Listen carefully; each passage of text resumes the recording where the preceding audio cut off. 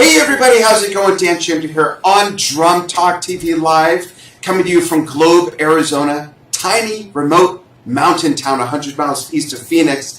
And tell us where you're watching from. And our very special guest today is Nettie Baker, the eldest child of legendary Ginger Baker. We're going to talk about Ginger. We're going to talk about her new book. We're going to talk about her previous book that it's a follow-up to, and just kind of learn a little bit about the life and times of growing up as Ginger Baker's daughter. How are you, Nettie? Very good, thank you. Hello, everyone. And Nettie's coming to us from London. Thanks so much for taking time to join us on a Tuesday evening. Really appreciate it. You're welcome. So let's start with, wow, where do we begin? You know, let's start with your books. You've got the new one coming out, which is More Tales of a Rock Star's Daughter. Well, in fact, it's a third one, because you've got number one, which is Hellraiser. Right, which you were the ghostwriter on, correct? Well, actually, I was the writer. The writer. You ghost wrote for yourself. Well, no, I mean, he told me what to say, and I wrote it down. So yeah. That's that one. And then this is the Tales of a Rockstar's Daughter. Right. And then the new one is at pre-order, so it's coming out on the 3rd of May. Great. And that's called More Tales. More Tales. And do you have a web address where people can go and put in their pre-orders, or is it on Amazon? They go to the pre-order is a thing called Wymer UK, so it's WYMER UK. But they ship worldwide, and they convert all your currency, so you don't have to worry. Great. And is it... And the other two books you can get from Amazon Prime.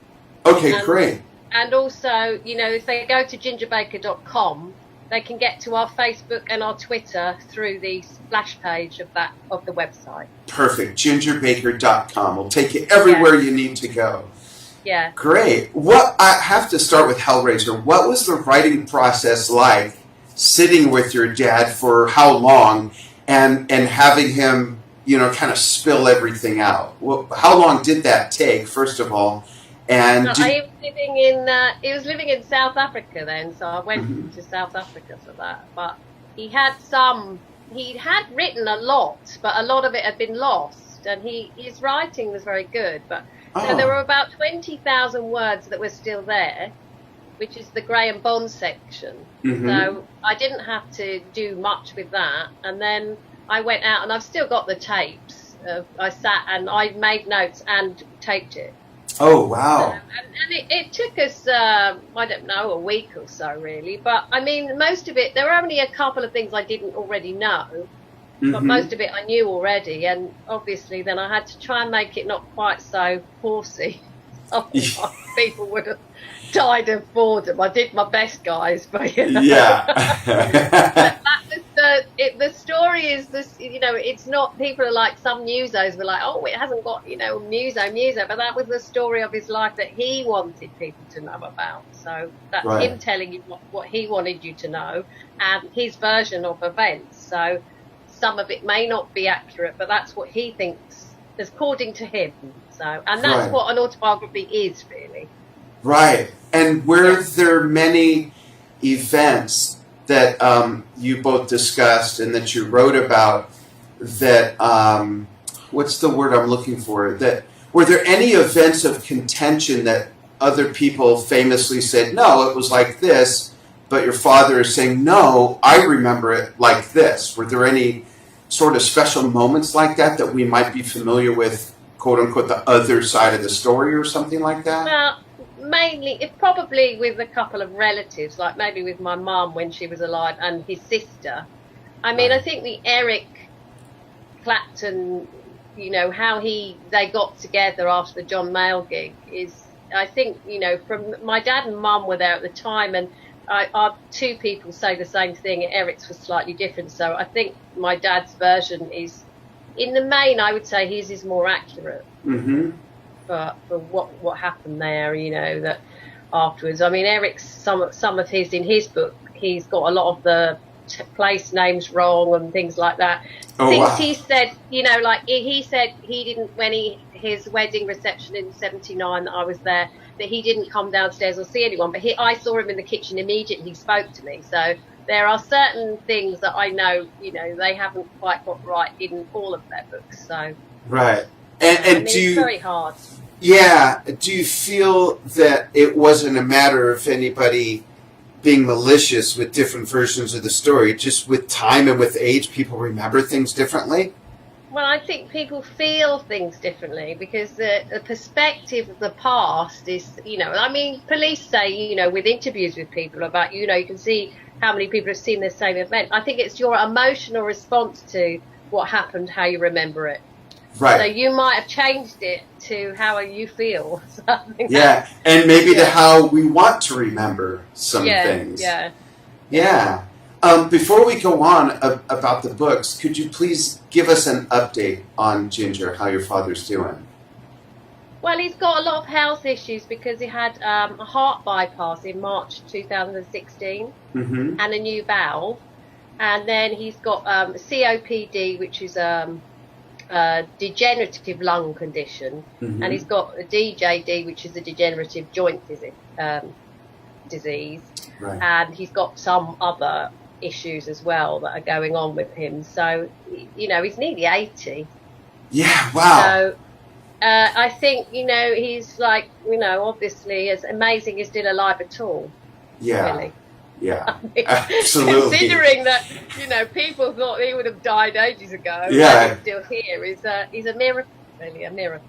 And It he's very can- deaf as well. He can't hear anything. So, Oh. and he No. won't get a hearing aid. So, Is it they just rejects it, just doesn't want one? yeah, I think so. I don't know. I mean, my mum was like that. She used to read the paper with a magnifying glass and wouldn't get glasses. I mean, Oh. I think people from that era think they're young forever. They're not having it, you know. That they're Right, and that it suddenly makes them old if they give in to that. Yeah, possibly. something. I don't know, but yeah. Yeah.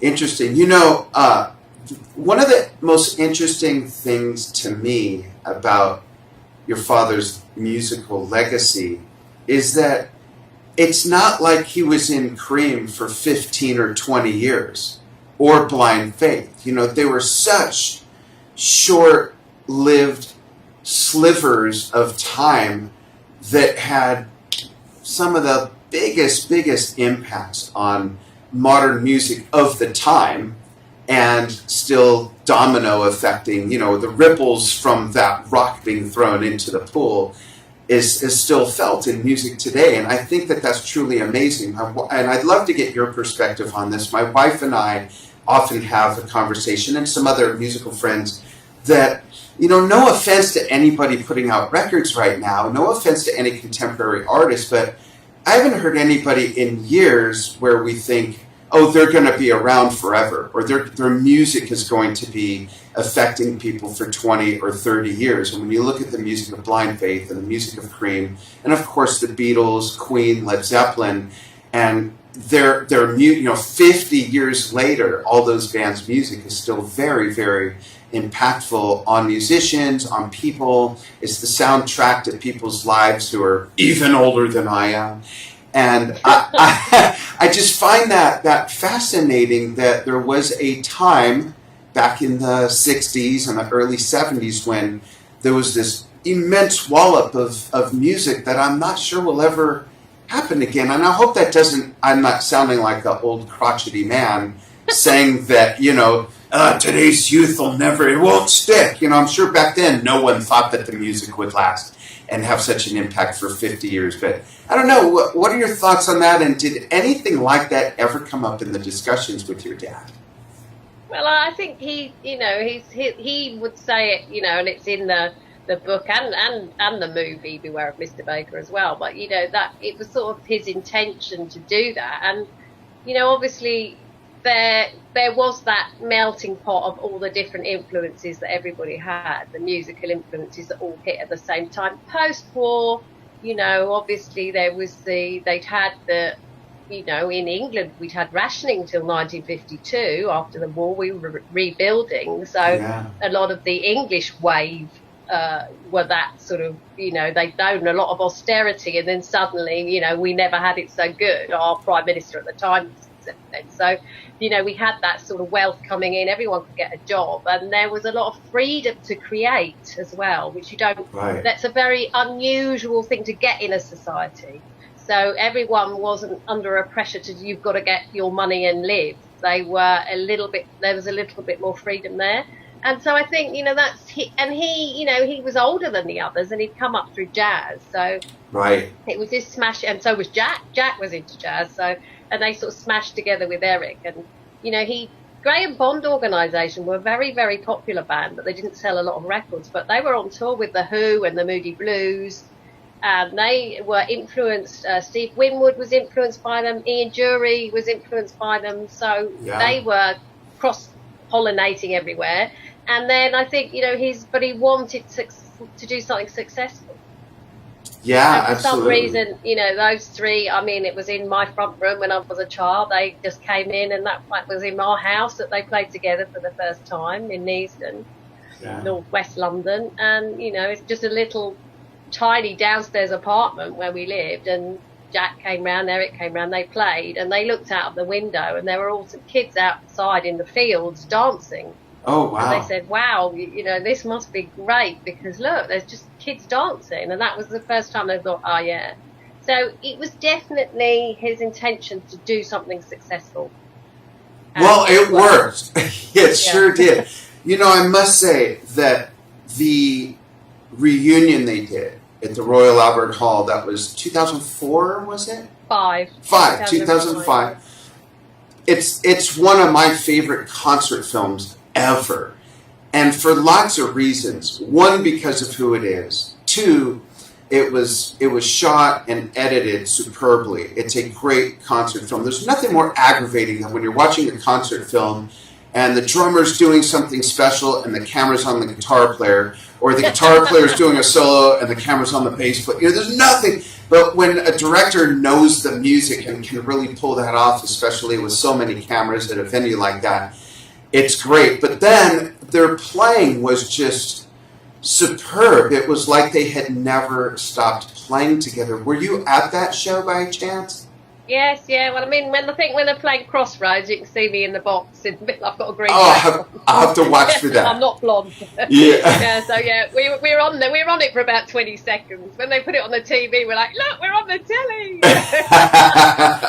So we were there, and it was an amazing atmosphere, unbelievable. And we'd waited a long time for that moment, and we thought our lives were made forever. Unfortunately, it wasn't true. But Mr. Baker ruined it all again. Oh. It was a great time. It was a great time. That's so special that you were all able to get together and do that. Yeah, it was absolutely, and thanks to Eric, really, who put that together. I was also at the rehearsals. They had rehearsals in Bray, which was near where I was living at the time, so I was actually at the rehearsals with them as well, which was amazing, hearing how they put it together. They had to play their tapes to remember what the songs were. Yeah. They had a discussion about what sticks were being used on White Room, and he's like, no, it's the beaters. And they were going, is it? And he was like, listen to it, right, I'm having them. Okay, you're having them. And apparently Jack and my dad had an argument. Eric told them off. Oh, wow. So, which was the most wonderful thing, because then finally he had now control of the band, but he had left because he felt so out of control. And he said to them, if you two start, I'm going. Yeah. And my dad was, visiting me, and he said, oh, Eric told us off. And it was like, well, yeah, because I think he thought, look, now I'm in control of this band, not you lot. Right. And it would have been good if he had managed to be in control the whole bloody time. Life might be different for everyone, but unfortunately, some people have a bad temper and it doesn't work too well. Yeah, it's like being in a family, sort of, or a marriage. Yes, I think it is really. Yes, that's a good analogy. Yeah. Yeah, for better or worse, that's how it is. And despite all that, again, just the amazing body of work that they put out is still just incredible. Well, I went to the premiere of Eric's film, A Life in 12 Bars, because they used some of our Super 8 footage for that. And he said afterwards at the Q&A how strong he thought the music was. And he said, I never should have left any of the bands. Oh, wow, yeah. But he just said that he was struck by how amazing the music was, which I thought was really good. Yeah. There was some incredible footage in that as well. So. Oh, wow, that's awesome. So let's talk about the other two books, Tales of a Rockstar's Daughter, and the new one that's coming out, More Tales. Can you give us some nuggets from each of those that maybe people can, that kind of tease people to want to dive into the whole thing? Well, I have some, the nuggets of, there's some great stories of my dad on his holidays. I've got some of those. Lots of funny things that he said, like... and then I have Eric Clapton's wedding party of 1979 in May. I went to that in England, and that's described completely. Other people have described it, but not like me. So my books are very, very funny. That's awesome. They're very candid and funny, and laugh out loud. Everyone said they laugh out loud, and they're not really a story if you're expecting a dishing the dirt sort of story. It's a story about identity and growing up, the search for identity, and it's very nostalgic. So I've had rockers from around the world, like 60-year-old male rockers from Canada, saying, I didn't know the fashions, I didn't know this, but I still thought it was amazing. Other people guys go, oh, look at all those cars, I had that car. And then other people go, oh, we know about all these fashions and these clothes and music, because, it was just, if you were alive in those times, it will take you back. From the very beginning of your book, that struck me as you're describing the cars on the road. My parents had like a third of those cars at one point or another. The Capri, cars that people like under 40 probably have no idea existed. The Capri, the Zephyr, a bunch of those cars my parents had when I was growing up. It was funny. The Cortina, my mother actually had a Cortina wagon that she used as an ambulance when I fell and cracked my head open. And I remember her lying me in the back of the wagon part and rushing me to the hospital. Yes, folks, I cracked my head. Okay, I've said it. That explains a lot. Now you know. I just think a lot of people, it takes them back to their own, things that they were doing. And then my second book is more about, the teaser for that is really what happened that is not in Hellraiser, what happened when my dad left to marry his second wife and there was no money, and that we got evicted from our mansion. We were thrown onto the street. And it's really about what happened to us when we had nothing. As a whole family, we were just completely left. Wow. No one that was famous or anything. So the books are really a story about, coming from poverty, which we did originally, and then making it into this superstar world where, I watched a program that was about the evolution of, holidays, people in the Western world going on holiday, and in the 60s and 70s. And it said there's a place that in Jamaica called Frenchman's Cove, which only millionaires or the richest people ever in the history of the world ever went to. We went there. And I was like, blimey, I've been there. And then to lose your home and be like, we were like the Clash, Westway to the world. I was like hanging around in squats by the mid 80s. Wow. on the Westway. And so we went from the top right to the bottom. To the bottom. I remember. So we lost our home, and then we lost control, because also we'd had a very dominant person in our lives, totally dominating our lives, and he went, and then we all went completely mad. So it's and it's also a story about growing up, about finding identity, and I was a punk, and that was the best time of my life in a way. So really, it's just supposed to be uplifting in a way, even though it's like, it goes really dark, but it's just like a soap opera based around a pub, and all the music and stuff like that. And there's the Hendrix story is in the second book, because I met Hendrix. So I go backwards and forwards in time, and I sort of look slightly forward to the Cream reunion. So you get a little bit, but mainly you're just going through this like really crazy time in the 1980s. But I think a lot of people will recognise parts of it.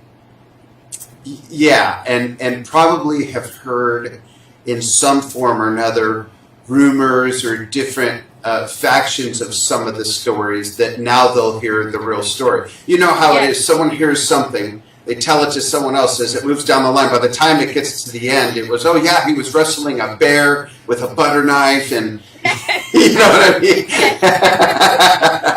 But it was really...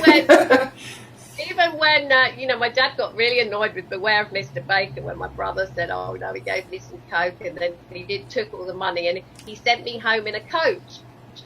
And my dad, being deaf, went mad, and he said, I sent him home on a boat. And I said, no, on a coach. So funny. On a boat. And I didn't send him home on a boat. How funny. That's what... Oh That's my. a bit like Elephant Whispers. It's like, no, that's wrong. Yeah, that's not quite what went down. If you don't mind, I want to check the comments and see if anyone has something to say. Maybe someone even has a question. And if it's anything that's a little too personal, you don't have to answer. It's totally up to you. Okay, Well, I don't let's. mind. Okay, great. Let's see what we've got here. So, I don't know if you'll know this, but Jason Cruz is asking, oh, it moved. He's asking, who has the original drum set your father played in Cream, the Silver Sparkle Kit? Do you have any idea if it survived? Yeah, if you go to our gear page on the website, and if you read Hellraiser, you will know the answer, and he gave it to a roadie. Oh, wow. Nothing. So there are no, he owns absolutely zero. He doesn't own a house. He has nothing. So he has none of those things. Wow. Belong to him. No. Thank you for sharing that. Let's see what else. I'm just waiting for the thing to let me scroll. There we go.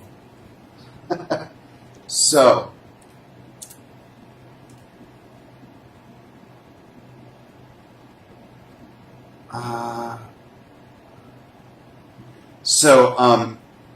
Ashish from Nepal says that he watched the 1968 drum clinic that your father did on YouTube, and he's just commenting on just how nice and relaxed he seemed to be. And while he was playing his fills and just kind of showing everybody, that would have been something to go to one of your father's clinics. Well, I can only imagine.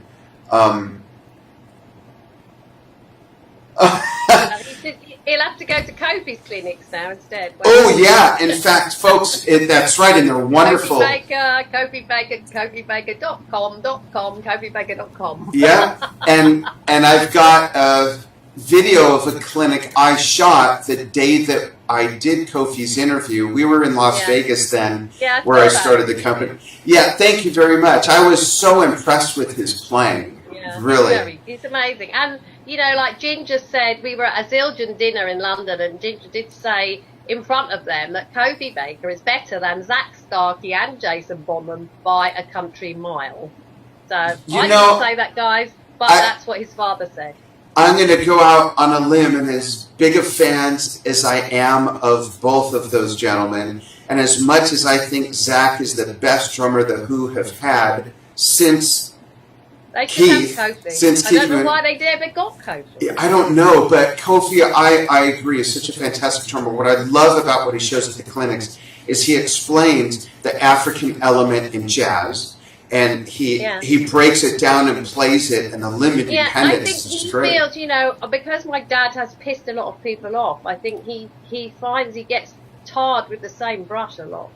Oh, because he gets that, you can't work with him because he's like his dad. And, he's nothing like his dad. No, he's not. In that regard, his temperament, he's so sweet. It's just that, that sort of thing needs to be, people need to, all the people like watching this need to broaden, come to gingerbaker.com, get on Twitter, get on the Facebook page, scroll down, go into, we've got a gear page, Ginger Baker's gear page, we've got loads of archives all written by us. We've got a shop and all sorts of stuff going on. So get in and go and research it. Don't just say, I saw Cream play 1968. I mean, you don't know anything. Yeah, it's a grain of sand on the beach right there. Yeah, and find a book because it will make your jaw drop.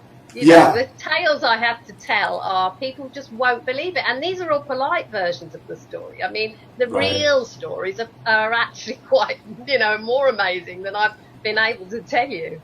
I So, bet. you know, you really need to get in there, and then you'll go, wow, these people are, I mean, the Osbournes are absolutely nothing to us. Yeah, they're like So, the Partridge Family compared to you folks.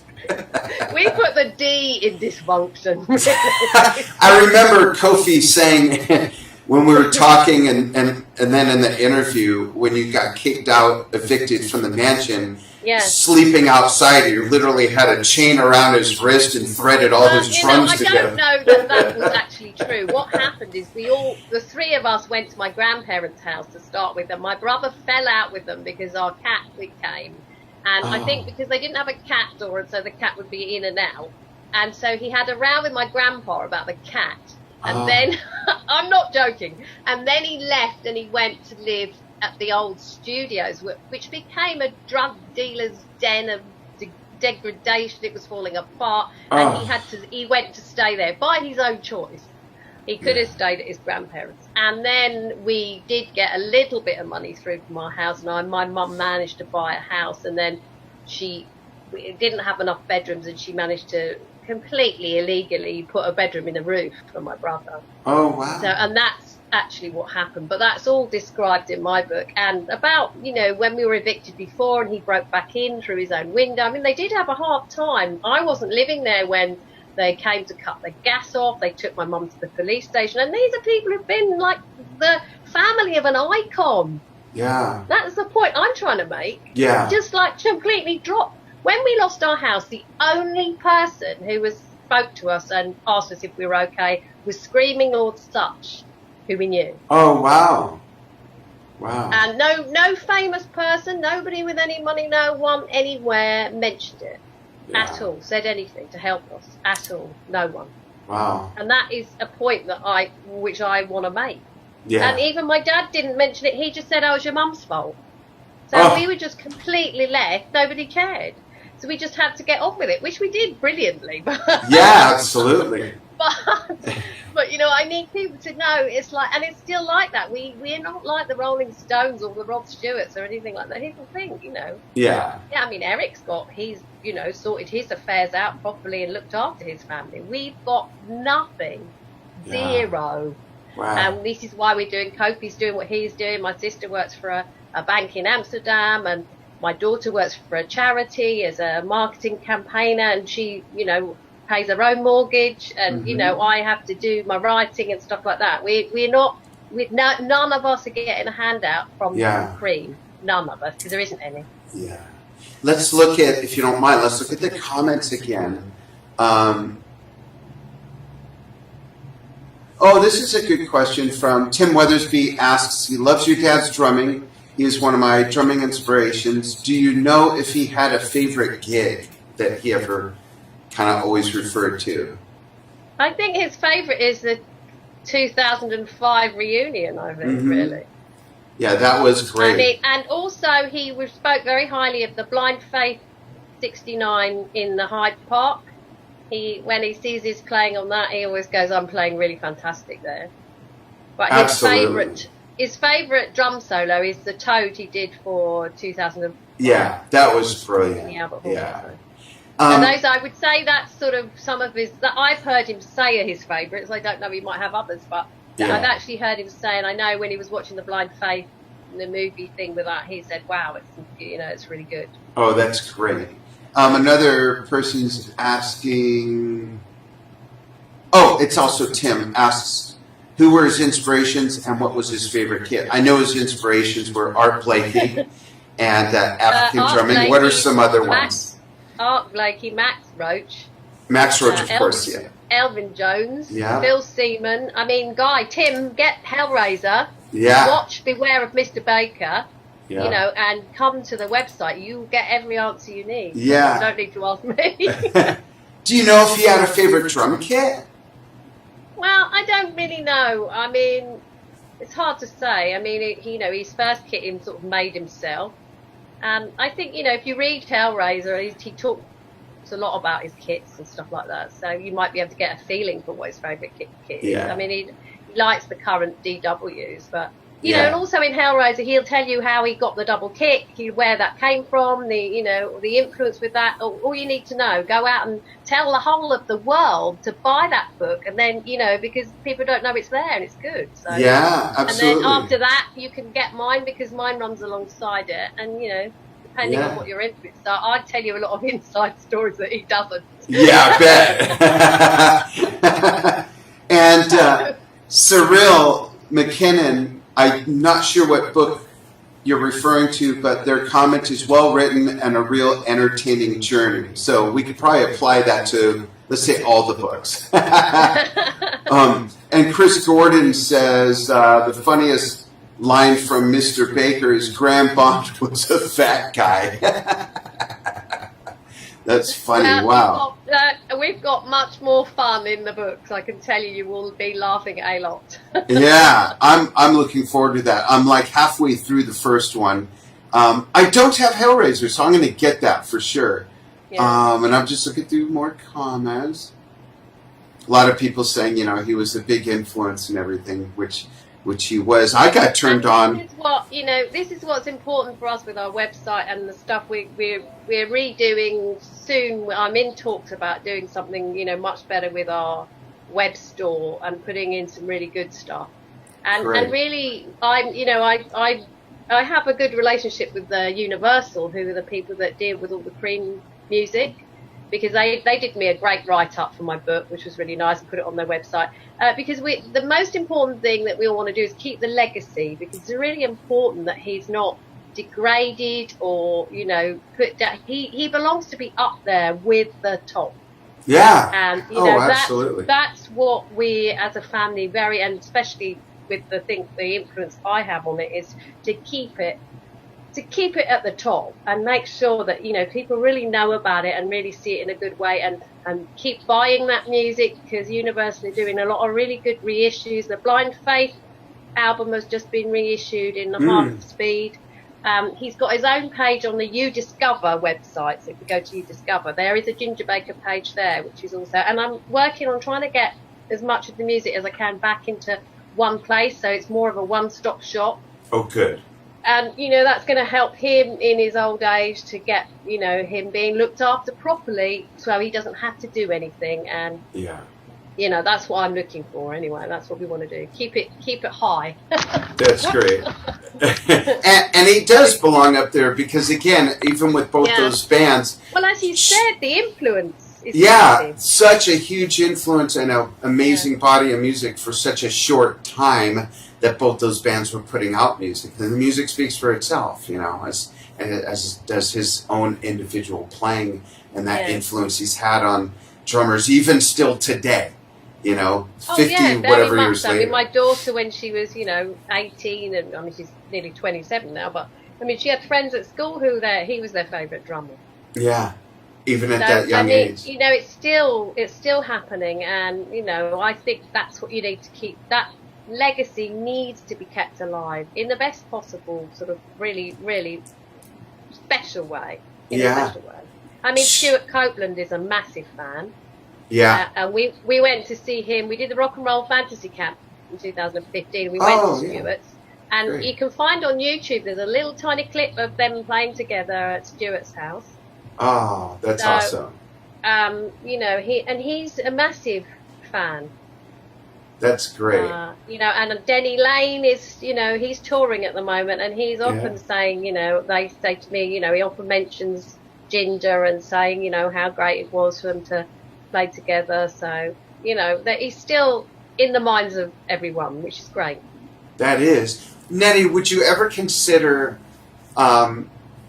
putting out some sort of audio version of the book using the tapes that you did with your dad? Well, people are talking about audios for all of it, but the problem is with the publishers. Hellraiser publisher got bought out, so I have no control over that at all.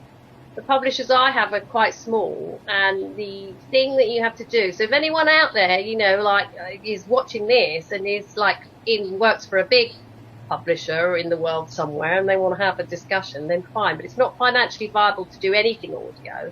And the problem with the audio tapes that he actually did is that when he first went to the States with my mum in the 60s, American people can't understand what he's saying. Right. I'd be happy to do it. I mean, I could do it.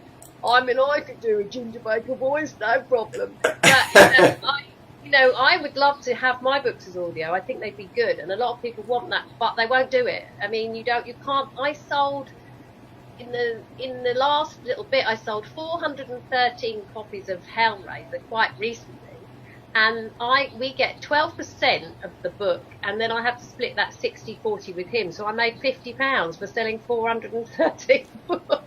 Yeah. So I need thousands of you to buy them, please. Thousands of you to get out there. Get to Amazon and get out there.